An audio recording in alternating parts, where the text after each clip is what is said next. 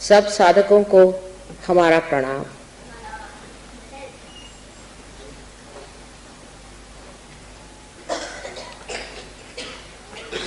आज का मधुर संगीत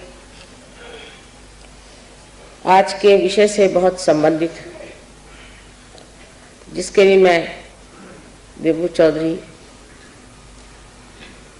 को बहुत बहुत धन्यवाद देती हूँ।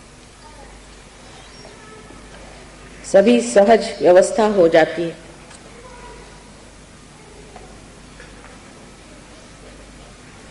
और आज संगीत में जो आपने 12 स्वरों का खेल देखा,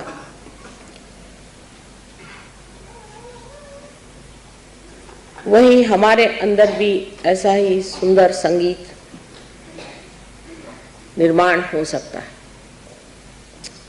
ये जो कुंडलिनी के अष्टचक्र आप देख रहे हैं,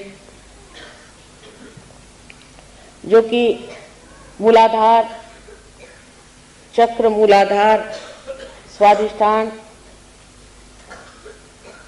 नाभि,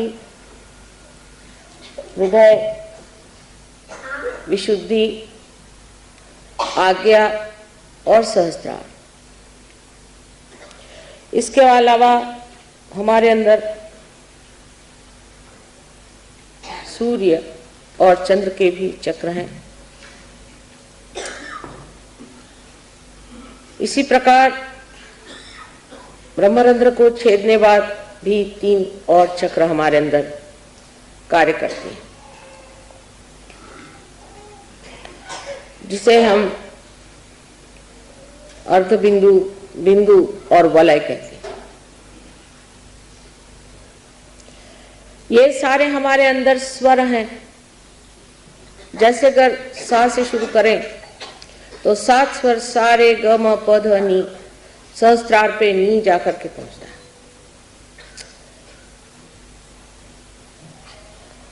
इसी प्रकार इन सब चक्रों को जो शक्ति देते हैं, ऐसे ग्रह भी हैं। जैसे मूलाधार पे मंगल, स्वादिष्ठान पे बुध, नाभि पर गुरु, हृदय पे शुक्र, विशुद्धि पर शनि, आज्ञा पे सूर्य और सहस्त्रार पे सोमवार, जो कि शिव जी का या देवी का स्थान माना जाता है, आदिशक्ति का।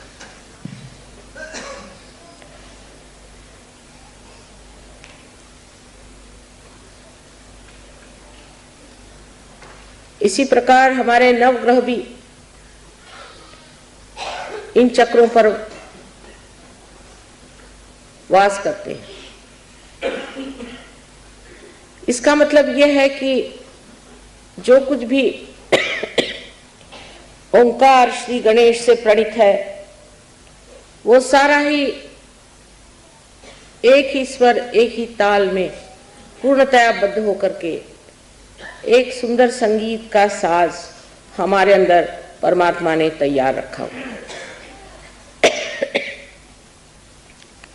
इसको छेड़ने के लिए ही कुंडलिनी कार्यान्वित होती है। जब कुंडलिनी इन चक्रों को छेदती हुई ब्रह्मरंध्र तक पहुंचती है, उसके उत्थान से हर चक्र में न जाने कितनी ही गतिविधियां हो जाती हैं। बहुत से लोग सोचते हैं और कहते भी हैं कि माँ, ये इतना सरल कैसे? सरल तो ऐसे है कि जितनी भी जीवंत क्रियाएं हैं, सब बिल्कुल ही सहज है। एक बीज में अंकुर भी सहज आता है। लेकिन जो हम रोज देखते हैं, रोजमर्रा जानते हैं, उसके प्रति हमें कोई भी प्रश्न खड़ा नहीं, उसे हम मान से लेते हैं। जैसे कि आपकी श्वास की क्रिया जो है, ये कितनी सहज है। इसके लिए अगर आप किसी गुरु के पास जाना पड़े या कुछ ग्रंथ पढ़ना पड़े या कोई लाइब्रेरी में जाना पड़े तो कितने लोग जीवित रहेंगे। ये हृदय का जो स्पंदन अनहद हर घड़ी अपने आप ही कार्यान्वित रहता है, उसको अगर चलाने के लिए हमें बाह्य से कोई उपचार करना पड़ता तो कितने लोग इस संसार में जीवित पैदा होते। ऐसी अनेक विध चीजें जो जीवंत हैं हम देखते हैं। ये फूल खिलते हैं अपने आप और इनके फल भी हो जाते हैं अपने आप। ये ऋतम भरा प्रज्ञा जिसने इस सृष्टि को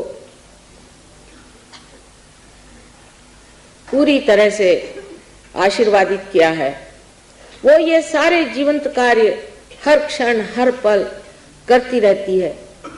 इतना ही नहीं, इसका चयन इतना अद्वितीय है कि उसका अनुमान हम अपने मानवीय बुद्धि से नहीं लगा सकते। माने एक आम के पेड़ में सिर्फ आम ही लग सकता है। एक हिंदुस्तानी के घर हिंदुस्तानी ही पैदा होता है। मेरा मतलब ये नहीं कि हिंदुस्तानी से है कि वो कोई ब्रांड लेके आता है, लेकिन उसकी शक्ल सूरत से आप जानते हैं कि हिंदुस्तानी। ये जो चयन है, ये जो चॉइसेस है, ये कितने गहन और कितने गणित से बने हुए हैं कि उसका अंदाजा हमारे दिमाग में आ ही नहीं सकता।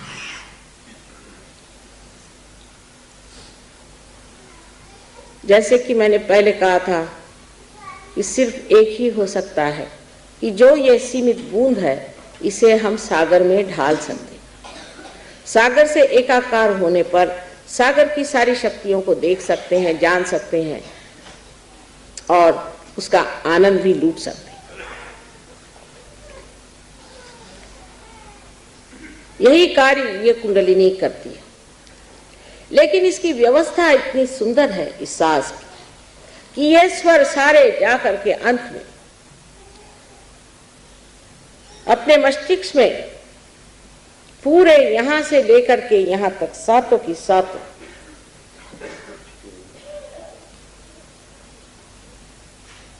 जिन्हें कि हम कहते हैं चक्रों के पीठ,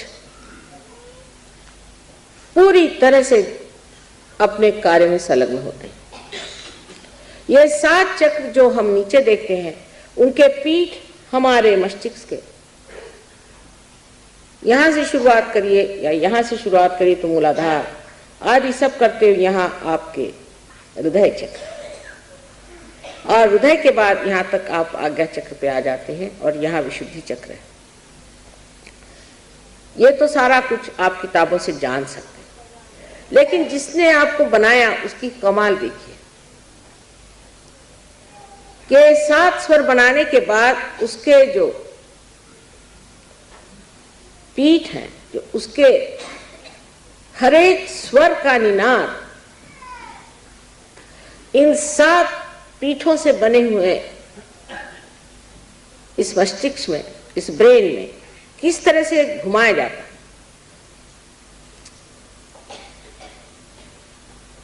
उसकी जो शक्ति है उसको किस तरह से एक सुंदर सुगठित तालबद्ध स्वर में आलापा जाता है। ये एक कमाल की चीज है जिसे देखते ही बनता है। इस कमाल को हम इसलिए नहीं देख पाते कि हमारी दृष्टि ही बाहर की ओर है, और अगर कहा जाए कि आप अंदर की ओर दृष्टि ले जाएं तो आप कहेंगे कि ये कैसे करें मां, ये तो मुश्किल काम है। आप अब इस वक्त मेरी बातचीत सुन रहे हैं, आपका सारा चित्त मेरी ओर है, लेकिन अगर कोई घटना घटित हो जाती है तो आपका चित्त वहां आकर्षित हो जाता है।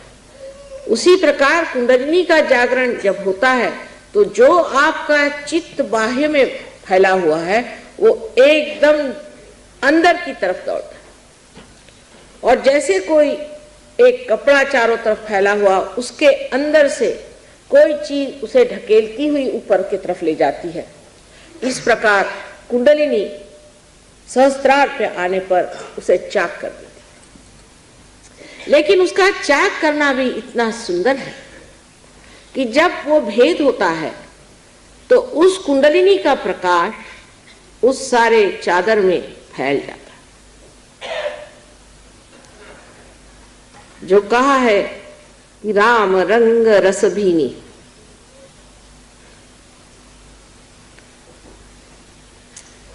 वो चदरिया जो कि हमारे चित्त की है, उसमें सत्य का प्रकाश फैल जाता है।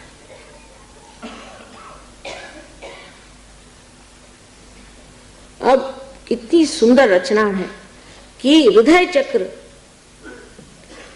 बराबर यहां बीचों बीच है, जहां पर कि हमारा ब्रह्मरंध्र छेदन होता है। ब्रह्मरंध्र का छेदन उस जगह है जहां हमारा हृदय है। इसका मतलब यह है कि हमारे हृदय में जब तक परमात्मा को पाने की इच्छा नहीं होगी, तब तक ये भेदन ठीक नहीं हो सकता। सारा काम हृदय का है, ये समझने की बात। आप लोगों ने बुद्धि से मेरी बात समझ ली है, बुद्धि से समझने की बात ठीक, लेकिन जब तक ये हृदय से संचारित नहीं होगी, जब तक ये हृदय से सर्कुलेट नहीं होगी, तब तक हमारे अंग अंग में ये बसने वाली चीज नहीं है, क्योंकि हृदय में ही हमारे आत्मा का स्थान है। इसलिए ये समझ लेना चाहिए कि हृदय को छेड़ने के लिए पहले हमें अपने हृदय को खोल देना चाहिए। इस हृदय में आत्मा का वास है, जिसके ऊपर 7 रंगों में इन 7 पीठों से प्रकाश फैला हुआ। इतना निकट का संबंध हमारे इस मस्तिष्क का, ब्रेन का और इस हृदय का। लेकिन आज हमारा हृदय एक तरफ काम करता है, शरीर दूसरी तरफ काम करता है और बुद्धि तीसरे तरफ खींचती है। इसमें कोई समग्रता नहीं। समग्र माने सब अग्रों में से एक ही सूत्र जाना चाहिए। इसमें कोई इंटीग्रेशन नहीं है। इसीलिए हम अपने से ही रोज लड़ते रहते हैं, अपने से ही रोज झगड़ा रहता है। किसी का एक चक्र अच्छा है तो दूसरा खराब है, दूसरा चक्र अच्छा है तो तीसरा बिल्कुल कमजोर हो चुका, चौथा बेकार हो चुका। और इन चक्रों की लड़ाई में ही सब तरह की दुविधा, परेशानी, चिंता, बीमारियां आ जाती। और ये सारे चक्र भी पंचमहाभूतों से, एलिमेंट से बने हैं। और एक शेर कहा है कि मौत क्या है, इन्हीं अज़दा कस परेशान होना। जब ये चक्र परेशान हो जाते हैं तो मौत आ जाती है। ये चक्र सारे की सारे जिन पीठों से संचालित होते हैं, गवर्न होते हैं, वो पीठ हमारे मस्तिष्क में है। और हमारे मस्तिष्क से ही सेंट्रल नर्वस के साथ इन सारे चक्रों का चलन वलन हो सकता था, लेकिन होता नहीं है। पैरासिम्पैथेटिक नर्वस सिस्टम से ही हम इन चक्रों को संचालित करते हैं। जब तक हम पैरासिम्पैथेटिक पर अपना प्रभुत्व न जमा लें, जब तक हमारा संबंध वो ऑटोनॉमस नर्वस सिस्टम जिसको हम नहीं चला सकते, ऐसी स्वयं चालित के स्वयं पर अपना जोर न जमा लें, तब तक न हम बदल सकते हैं न दुनिया बदल सकती है। बाहर से आप किसी चीज को ठीक कर लें, किसी पेड़ में अगर कोई खराबी हो जाए तो उसके अगर आप किसी पत्ते को ट्रीटमेंट दे दें तो शायद वो थोड़ी देर के लिए ठीक भी हो जाए, लेकिन असली बीमारी उसके जड़ में है और उसके अंदर जो रस रास्ता है, जब तक उसमें आप दवा नहीं देंगे तब तक वो पेड़ आप बचा नहीं सकते। और इतना ही नहीं कि सातों पीठों का यहाँ सम्मिलन है।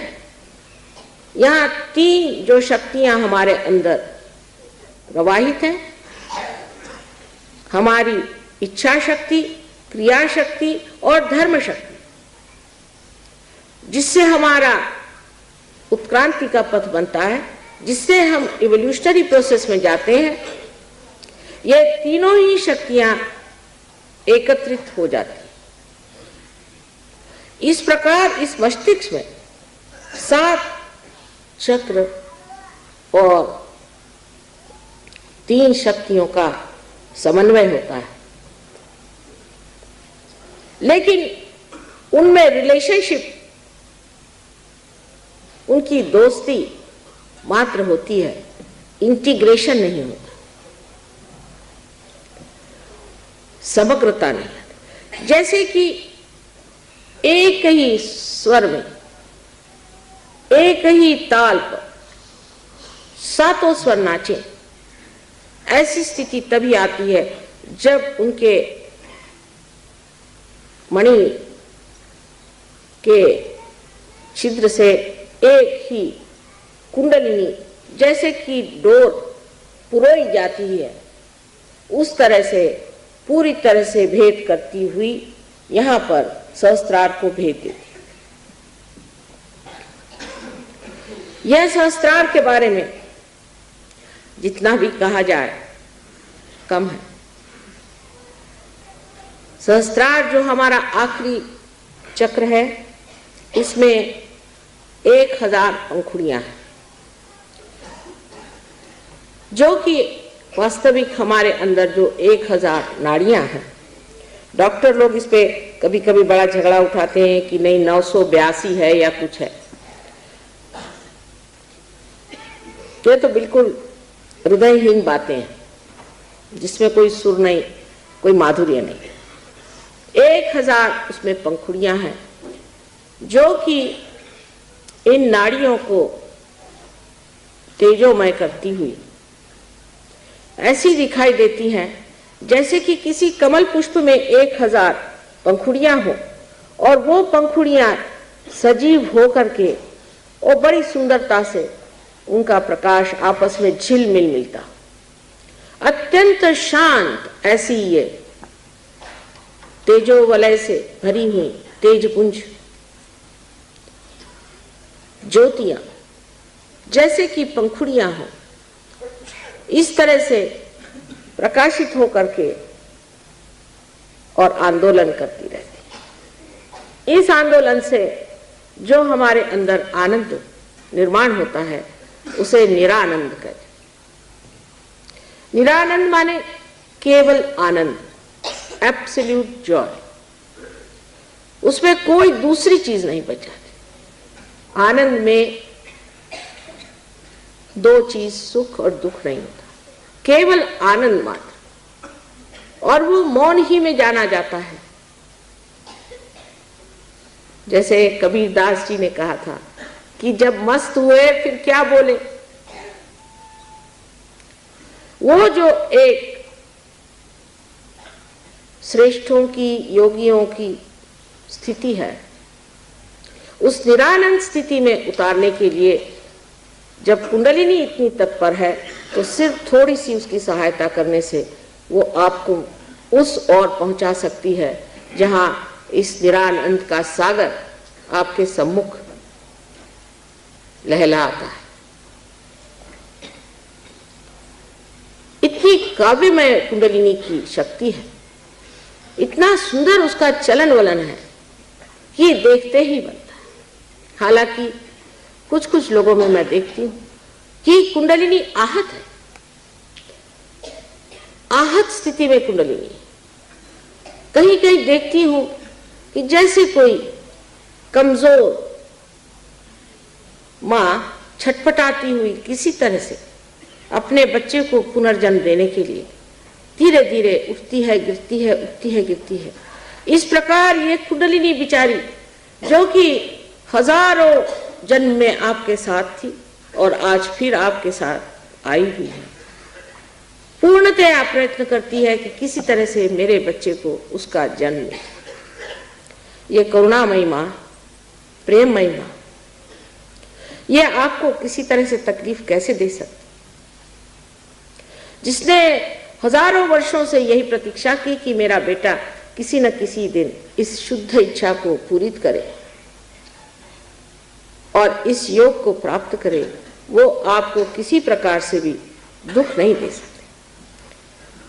लेकिन मैंने आपसे जैसे बताया, दुनिया में इतने कटु लोग हैं कि जो शुभ और उच्च चीजें हैं उनके प्रति भी कोई आदर नहीं करते, उनको किसी भी चीज के प्रति आदर नहीं होता है।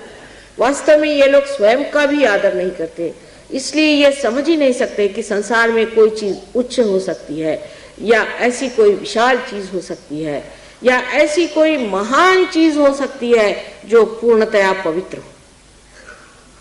हमारे सामने इतने संतों के उदाहरण होते हुए भी हम लोग भूल जाते हैं कि जब वो इस संसार में आए तो वो अपने लिए नहीं आए, क्योंकि उनको क्या करने का था, वो तो सब कुछ पाए हुए थे। वो कुछ देने के लिए हमारे पास आए थे और जो उनको देना था वो उन्होंने काम हमारे अंदर, हमारे शरीर के अंतर्गत कर दिया। सिर्फ उसकी जानकारी हमें नहीं, बाह्य से हम जरूर उनके गुण गाते हैं, उनके गाने गाते हैं, उनकी प्रशंसा करते हैं, लेकिन हम इससे अभी अभिज्ञ हैं। अभी तक हमने ये जाना ही नहीं कि वो स्वयं हमारे अंदर बसे हुए इस कार्य के लिए तत्पर हैं। एक बार कुंडलिनी का जागरण होने दीजिए, तभी ये कार्य होगा। सहस्त्रार की सुंदर व्यवस्था ऐसी है कि अगर आप अपने ब्रेन को काट दें और ट्रांसफर सेक्शन में उसे देखें तो वास्तविक ऐसे दिखाई देगा जैसे कि कमल की पंखुड़ियां इस तरह से चारों तरफ लगी हुई। सहस्त्रार की दूसरी कमाल संसार में आप देखिए, ये श्री फल माना जाता है, देवी का फल जिसे हम लोग नारियल कहते हैं। इसकी तुलना हर बार अपने ब्रेन से होती है। आपको आश्चर्य होगा कि ऋतंभरा प्रज्ञा ऐसी है कि आप नारियल के पेड़ के नीचे या हजारों पेड़ों के नीचे सो जाइए, आज तक कहीं भी ऐसी वारदात नहीं हुई कि नारियल का पेड़ किसी पशु पर या किसी मनुष्य पे गिरा। क्या आप इस कमाल से परिचित हैं? जब तक आप समुद्र के किनारे नहीं जाएंगे तब तक आप इस कमाल को नहीं देख सकते। और समुद्र में भी एक कमाल देखिए कि नारियल के पेड़ जो समुद्र के किनारे में होते हैं, हालांकि इतनी जोर की हवा और बरसात और मानसून का थपेड़ा होते हुए भी सारे नारियल के पेड़ उस समुद्र के ओर झुक जाते हैं, क्योंकि वो हमारा गुरु तत्व है। क्योंकि वो हमारा गुरु है इसलिए उसके आगे झुके रहते हैं, नतमस्तक रहते हैं। उनकी समझ सहज और नैसर्गिक है, नेचुरल है, और हमारी समझ अभी बहुत ऊंची होने के कारण इतनी नैसर्गिक नहीं रही। हम जरूरत से ज्यादा कुछ लंबे हो गए। अगर आप जरूरत से ज्यादा लंबे हो जाइएगा तो बहुत सी चीजें जो पाने की है कभी कभी खो जाती हैं, या अगर जरूरत से ज्यादा नाटे हो जाइए तो भी वो चीज खो ही जाती है।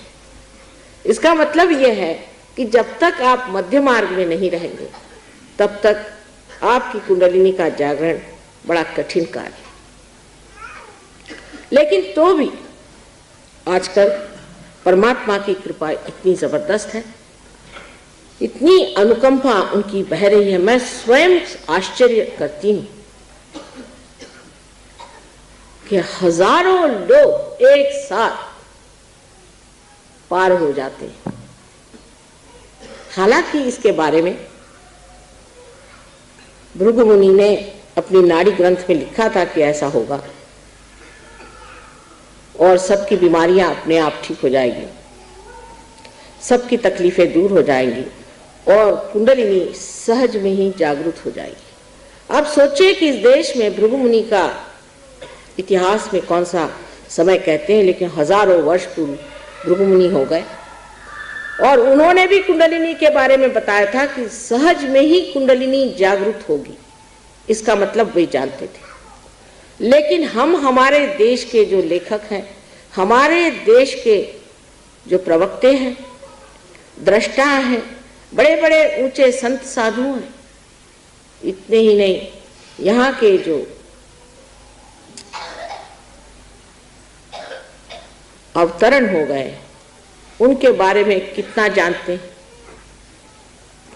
आज ही किसी ने पूछा कि माँ, शिवरात्रि में क्या महत्व है, क्या शिव जी का जन्म हुआ था? शिव जी का जन्म तो होता नहीं, क्योंकि जो सदाशिव हैं उनका जन्म होने का कोई मतलब ही नहीं लग सकता। लेकिन शिवरात्रि का अर्थ यह है कि यह महारात्रि, जिस वक्त सारा संसार परब्रह्म स्थिति में सो रहा था, यह महारात्रि परब्रह्म था, सो रहा था। जैसे हम सो जाते हैं तो हमारी सृष्टि सारी हमारे साथ सो जाती है, इसी प्रकार यह सारी सृष्टि सो गई, ये महारात्रि थी। और तब उसमें सदाशिव जब जागृत हुए, सदाशिव माने जो कभी भी नहीं बदलते, जो कभी इनकारनेट नहीं करते, जो सिर्फ एक साक्षी स्वरूप होकर के सारे संसार को देखते हैं, वो सदाशिव जब जागृत हुए तब उन्होंने अपनी शक्ति, जो आदिशक्ति, जिसे कि होली घोस्ट कहते हैं, जिसे वेदों में ई कहा गया, जिसे अथीना कहते, इस शक्ति को अपने से अलग करके और कहा कि तुम सृष्टि की रचना करो। इसलिए शिवरात्रि आज मनाई जाती है कि आज की रात्रि के बाद शिव जी जागृत हो गए, सदाशिव जागृत हो गए। यही सदाशिव जब हमारे हृदय में आत्मा स्वरूप प्रकाशित होते हैं तो इसे शिव कहा जाता है। उस वक्त बहुत से लोग अज्ञान में उपवास करते हैं। शिवरात्रि के दिन उपवास करने का तुक समझ में नहीं आता, क्योंकि जिनको यही मालूम नहीं कि शिवरात्रि के दिन क्या चीज हुई। यहां तक लोगों ने पूछा कि क्या उस दिन शिव जी की मृत्यु हो गई थी? जो अनंत हैं उनकी मृत्यु कैसे हो सकती? इतने हम लोग अज्ञानी हैं कि उस दिन हम उपवास करते हैं जिस दिन वो जागृत हुए थे। आज हमारे अंदर वो आत्मा जागृत होने का समय है। हम लोग भी एक महारात्रि में डूबे हुए, एक महारात्रि जिससे ये घोर कलयुग छाया, एक महारात्रि, और इस महारात्रि में जागृत होने के लिए आप आज सम्मुख बैठे हुए हैं। आपके अंदर बसा हुआ आत्मा आज जागृत होना चाहिए। ये आत्मा सच्चिदानंद स्वरूप, सच्चित आनंद। सत माने ये कि आप सत्य को जानते हैं। अभी तक आपने सत्य को नहीं जाना, अभी तक जो जाना है वो सब भ्रम। जैसे कि एक आदमी आपके सामने आकर खड़ा हो और आप उसे देखते ही सोचते हैं कितना अच्छा आदमी है। अगर उसने आपके सामने गिड़गिड़ाना शुरू कर दिया, साहब देखिए मैं इतना अच्छा आदमी हूँ, मैंने इतनी अच्छाई की और इस आदमी ने मेरे साथ इतना जुल्म किया, आप उस पर ढह पड़े। हो सकता है कि वो किसी जेल से छूटा हुआ चोर हो सकता है वो आपको लूटने के लिए आया हो या आपको मर्डर करने के लिए आया। आप जान नहीं सकते कि आदमी कौन है। क्योंकि आप सत्य को जानते हैं। सत्य को जानने का मतलब ये होता है कि आप उस चीज को जाने जो सब चीजों का सार और तत्व है।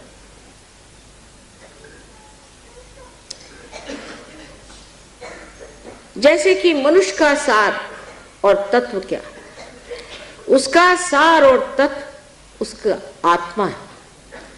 उस आत्मा को जानते ही आपका जो ज्ञान है वो अज्ञान सा लगता है, और ज्ञान चीज आप अपनी नसों पर, अपने सेंट्रल नर्वस सिस्टम पे जानते हैं।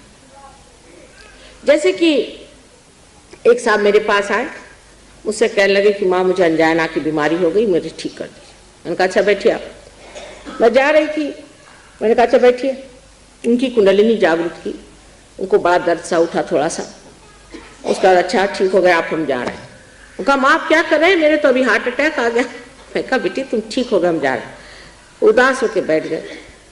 तो मैं मोटर में बैठी, फिर मैं निकल के आई। मैंने कहा कि देखिए मेरी बात आप सुनिए, अभी आप डॉक्टर को जा करके अपने एंजाइनोग्राफी लीजिए और उसके बाद आप विश्वास कर लीजिएगा कि मैंने जो कहा वो सही।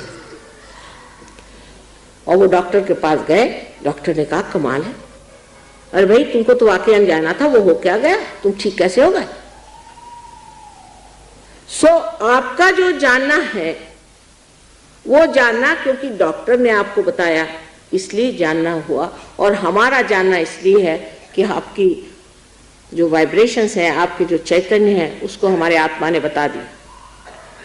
जब आत्मा बोलता है तब ये चैतन्य चलता है, ये ओंकार चलता है और ये आपको बताता है। कोई सी भी बात जिसके बारे में आपको जानना हो कि ये आदमी की तकलीफ क्या है, जब आप योगी हो जाते हैं आप उसके और हाथ करिए, आपके उंगलियों के इशारे पे आप बता सकते हैं कि इस आदमी को क्या बीमारी है। और जब वो बीमारी आपको पता है, अगर आप जानते हैं कि उस बीमारी के कारण से परे, जिसे कॉज एंड इफेक्ट कहते हैं, उससे परे आपको उठना अगर आ गया तो आपने उसकी बीमारी ठीक कर दी। और उससे परे उठाना बहुत ही आसान है, उसको कुंडलिनी पर डाल दीजिए। कुंडलिनी जो है ये कॉज और इफेक्ट से परे है। अगर आपने उसको कुंडलिनी पर डालकर उसकी कुंडलिनी उठा दी, खत्म, काम खत्म, वो सब तबीयत ठीक हो गई उसकी। कभी कभी कुंडलिनी का जागरण और उसका बिठाना थोड़ा मुश्किल जाता है, वो दूसरी बात, पर अगर वो हो गया तो काम खत्म, फिर आपको आगे कुछ करने की जरूरत नहीं। जो इतनी बड़ी बड़ी कठिन समस्याएं हम लोग सोचते हैं और सोचते हैं कि इसमें इसका कारण ये है और इस वजह से परिणाम ये है और इस कारण परिणाम को ठीक करने से सब चीज ठीक हो जाएगी, कभी भी वो चीज नहीं ठीक होने वाली। मैंने आपसे पहले बताया कि एक चीज ठीक करेगा तो दूसरी खराब हो जाएगी। उससे परे जो परमात्मा का साम्राज्य है, जो सहस्त्रार में विराजता है, उस साम्राज्य में आप आइए, आपका आगमन हो, आपका स्वागत हो, नमस्कार करके आप अंदर आइए। और जब वहां आप बैठे हुए हैं तो किसकी मजाल है जो आपकी ओर आंख टेढ़ी करके देखे। मराठी में रामदास स्वामी ने कहा है, समर्थाची याव कृपा है, असा सर्व भूमंडली कोण आहे। जिसने समर्थ की ओर आंख तिरछी करके देखी, ऐसे सारे भूमंडल में कोई नहीं। लेकिन पहली चीज यह है कि आप क्या परमात्मा के साम्राज्य में आए हैं या नहीं, फिर आने के बाद वहां जमे हैं या नहीं। जमने की बात बहुत बड़ी सोचने की। तो सत जो है, जिसे हम सत कहते हैं, वो सत हमें अपने सेंट्रल नर्वस सिस्टम से जाना जाता है। कोई कहेगा कि माँ यहाँ पर ये फूल बिछे हुए हैं, ये हम अपनी आंख से देख रहे हैं ना, ये आंख हमारी जो है, ये हमारी सेंट्रल नर्वस सिस्टम बता रही है कि ये यहाँ फूल रखे हुए हैं। फिर हम जब महसूस भी करें तो हम कह सकते हैं यहाँ फूल है, क्योंकि हम इसे महसूस कर सकते हैं। इसकी जानी जिसे कहते हैं, इसको जानना जो है, यही ज्ञान है, यही वेद है, जिससे विद होता है, जिससे बोध होता है। जो हमारे सेंट्रल नर्वस सिस्टम में जाना जाता है, यही हमारे उत्क्रांति का लक्षण है। और बाकी जो कुछ जाना है वो दिमागी जमा खर्च है या तो भावना की फेंक। इसलिए जब कुंडलिनी जा करके सहस्त्रार को प्रकाशित कर देती है तो हम सब ज्ञान के अधिकारी हो जाते। आप सोचिए कि जब हमारे यहाँ ये संत साधु हुए थे तब यहाँ न यूनिवर्सिटी थी, न कॉलेज था, न कुछ था, लेकिन ज्ञान के भंडार थे, दृष्टा थे। एक से एक लोग इस संसार में हो गए। लंदन में एक विलियम ब्लेक करके बहुत बड़े कवि हो गए हैं। अगर आप उनका भविष्य पढ़ें तो आश्चर्यचकित हो जाएंगे कि वो एक एक चीज को, सहज योग के बारे में उन्होंने इतने साफ तरीके से लिखा है कि बड़ा आश्चर्य होता है। ऐसे दृष्टा मार्कंडेय जैसे लोग अपने इस देश में हो गए तो आप लोग क्यों नहीं हो सकते? शुरुआत में जरूर एक ही मछली पानी से बाहर निकली थी, उसके बाद 10-12 निकली होगी, फिर 1,000 निकली हो, फिर उसके बाद न जाने कितनी मछलियां उससे निकल करके आज मानव स्थिति में बैठी हुई। उसी प्रकार अनेक वर्षों से हम लोगों ने तपस्या की हुई है, परमात्मा से योग मांगा है, मेहनत की है, और आज सर्वसाधारण मनुष्य बन करके संसार में आए हैं और आज उसको प्राप्त करने की जो आपकी इच्छा है, ये आपका हक, ये आपका हक है और वो आपका हक पूरा होना होगा। जो साधु संतों ने कहा है, जो इन अवतरणों ने कहा है, वो सब सच करके दिखाना होगा। उसके लिए एक ही बस शर्त है कि कुंडलिनी का जागरण होकर के आपके अंदर वो प्रकाश जागृत हो जो कि आपके नस नस में बहे और आप जाने कि आप योगी जन हो गए। योगी जन हुए बगैर कोई सी भी बात समझाई नहीं जाती।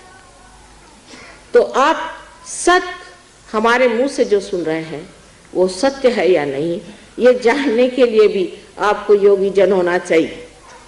क्योंकि हम जो कह रहे हैं हो सकता है झूठ कह रहे हैं, लेकिन अगर आप योगी जन हैं तो बस आप हाथ फैला करके जान सकते हैं कि आपके अंदर चैतन्य की लहरियां बह रही हैं और आप समझ सकते हैं कि ये सच बात है। आप ये सवाल पूछें कि संसार में परमात्मा है या नहीं।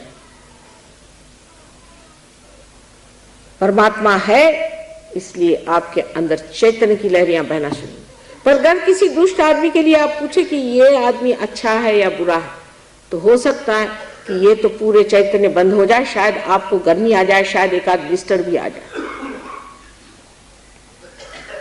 लेकिन राक्षस को और संतों को पहचानने के लिए और भी बहुत सी तरीके हैं। बुद्धि से भी मनुष्य समझ सकता है, बुद्धि से भी समझ सकता है कि जिस आदमी की दृष्टि आपके पैसे पर है, आपकी सत्ता पर है, आपके घर के बच्चे बीवियों पर है, वो आदमी कभी भी संत नहीं हो सकता। संतों के लक्षण बार बार कहे गए तो भी हम गलती कर जाते।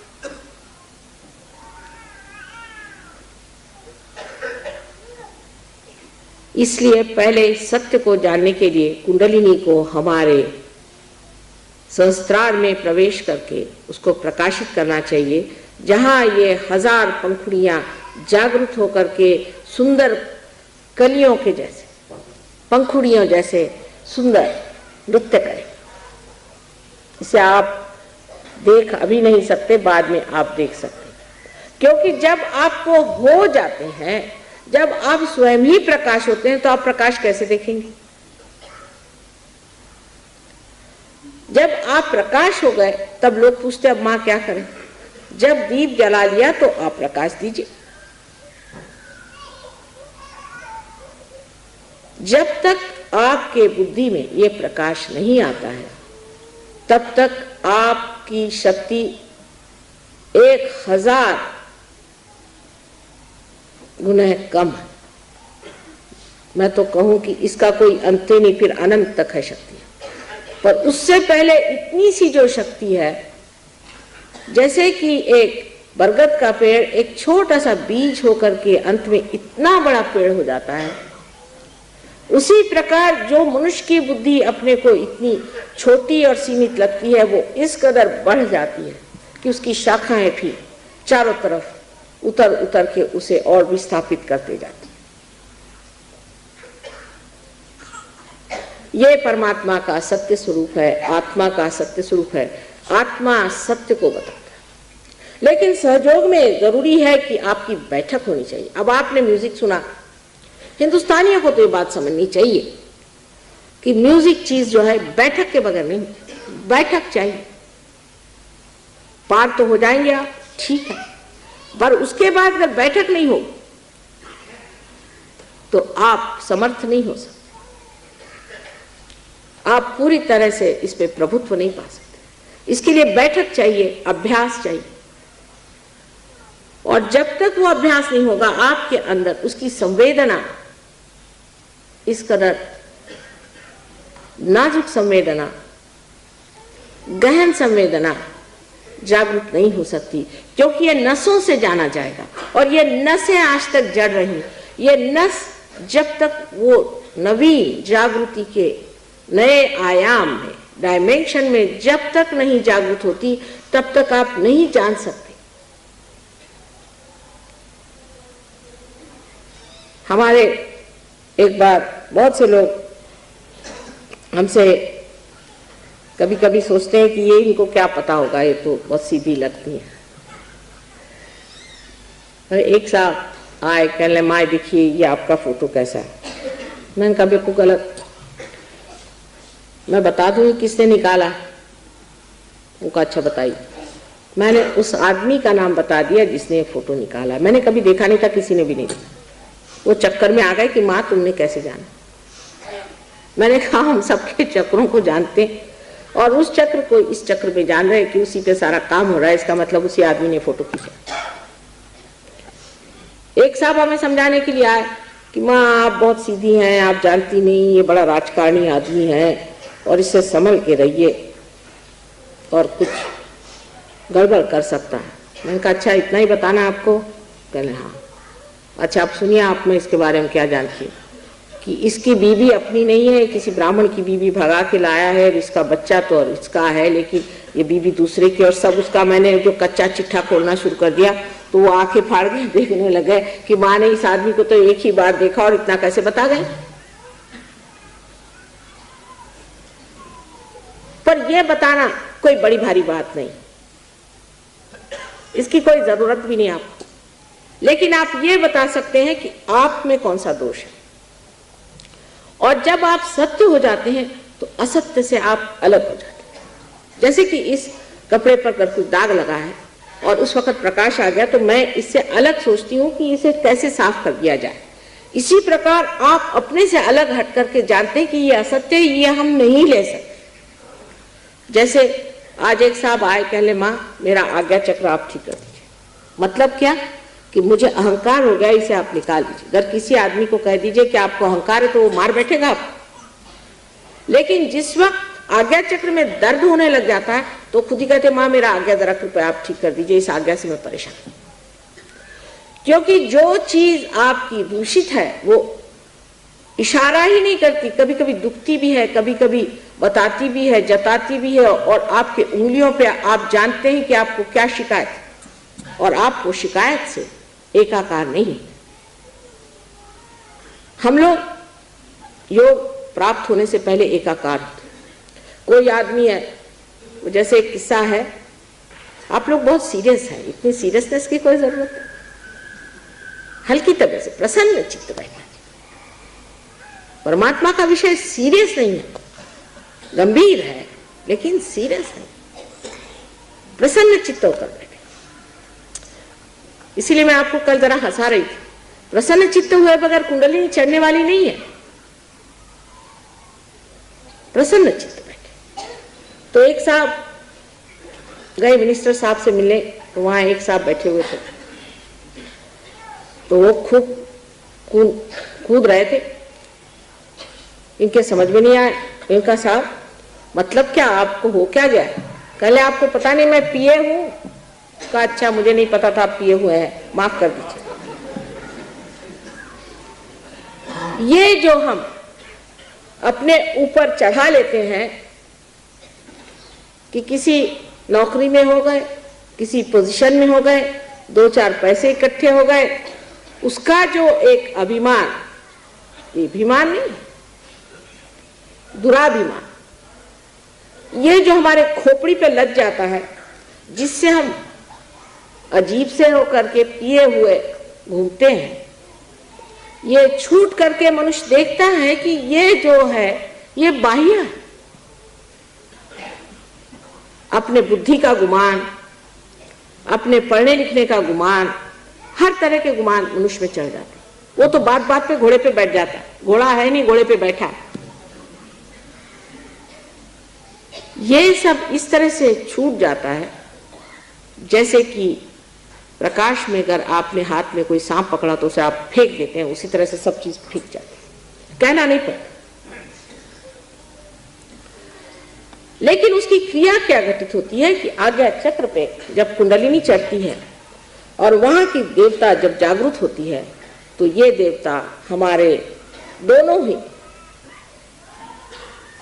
ईगो और सुपर ईगो, जिसे कि मनस और अहंकार कहते हैं, दोनों को ही आपस में खींच ले, शोषित कर ले। और यहां पर ब्रह्मरंध्र में तालु की जगह ऐसी जगह बन जाती है कि कुंडलिनी खट से बाहर चली जाए। उस वक्त हमारे हाथ बोलते हैं, हाथ कहते हैं कि हाँ कुंडलिनी पार कर गई। जो लोग पार हो जाते हैं वही महसूस कर सकते हैं यहाँ की ठंडी हवा, और जो नहीं होते उनको मुश्किल होता है ठंडी हवा महसूस करना। उसके बाद जब आपके किसी चक्र में दोष हो, अगर आपके विशुद्धि चक्र में दोष हो या अगर आपके नाभि चक्र में दोष हो, तो इन उंगलियों पे आप जान सकते हैं कि कहां पर हमारा दोष, उसके बारे में आप सत्य जान सकते हैं। आप संसार की सारी बातों को जान सकते हैं।